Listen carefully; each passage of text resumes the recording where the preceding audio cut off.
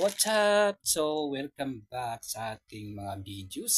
So, kung hindi ka pa nakapanood ng mga ating mga videos about sa mga herbal leaves capsule, so ngayon naman ay pag-usapan natin kung ano ang benefits ng aratilis.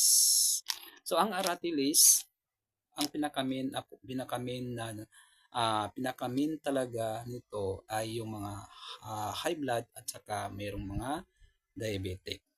So, ang dito, naramdaman ko nito kapag ako ay nahihilo or parang samang pakiramdam ko. Ito iniinom ko. Yes, kasi